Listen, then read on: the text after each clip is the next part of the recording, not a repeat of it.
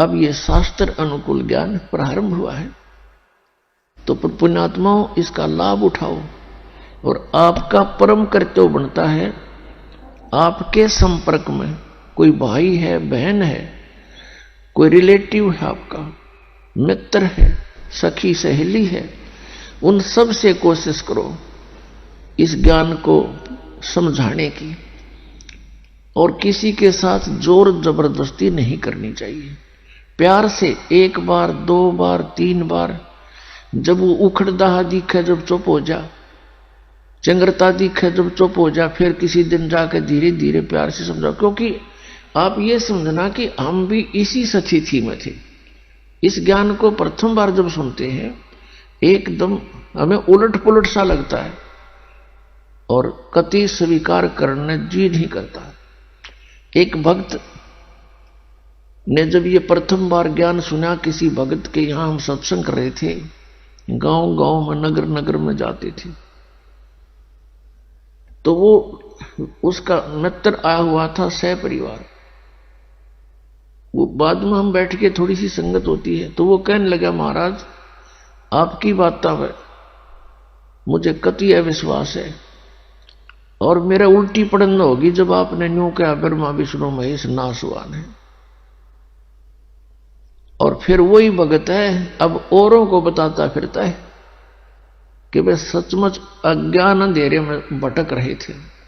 कहते हैं आत्म प्राण उद्धार ही ऐसा धर्म नहीं, और इससे बड़ा कोई पुण्य नहीं कि आत्मा का उद्धार करवा दे। एक मंत्री है, मुख्यमंत्री है, या कोई सेठ धनी व्यक्ति है, वो अपने मित्र को, रिलेटिव को क्या दे सकता है?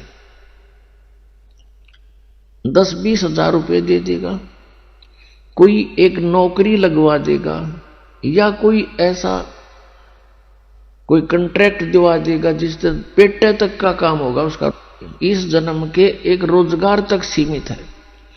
और इस मार्ग से अब इस जीवन में तो उसने थोड़ा बहुत राहत मिल गई, और मिले भी हुआ उसकी किस्मत पूर्व निर्धारित, तो उसी से कारण वो किसी मंत्री से, मुख्यमंत्री से, धनी से संबंधित होगा। वैसे नहीं हो सकता।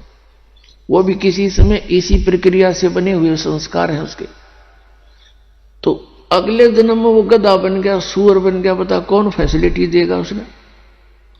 तो ये जो मंत्र है, ये जो भक्ति विधि है, इससे उस प्राणी के आगे ये जन्म मृत्यु का रोग कटेगा। और यदि किसी कारण से पैर भी फिसल गया, ना पार हुआ, तो रोजी रोटी तो उसके आगे रखी पाएगी। तो इससे बड़ा जो उपकार कोई नहीं कि उसको इस नाम से जुड़वा दे। परमात्मा कबीर जी की शरण में उसको ले आवे। परमात्मा ने कहा कि 1 करोड़ गौओं को हत्थे में कटने से बचाने का जो पुण्य होता है, एक आत्मा को कबीर परमेश्वर की शरण में लाने से इतना पुण्य उस लाने वाले का कमीशन है। ये सोच ले, सत्कर मान लेना। क्योंकि ना जाने उस जीवात्मा के कितने ऐसे बूंदे जन्म होने थे कि तो बकरा बनकर गला कट्टा हो, कि तो गऊ बनकर, कि तो भैंसा बनकर, मुर्गा बनकर, बकरा बनकर, और परेशानियां ना जाने कितनी होनी थी। तो इतना पुण्य है। और इसी कार्य को करने के लिए परमात्मा स्वयं सतलोक से चल कर आते हैं। और आज वही काम हम भी करेंगे तो भगवान कितना प्रसन्न होगा, हम सोच भी नहीं सकते। क्योंकि ये लोक ऋण का नहीं है। या तो हमारे साथ सारा काम बलपूर्वक कराया जा रहा है। ऐसा शरीर दे दिया, इसी शरीर में, इसी शरीर की रक्षा में और इसी के पालन पोषण में सारा जीवन।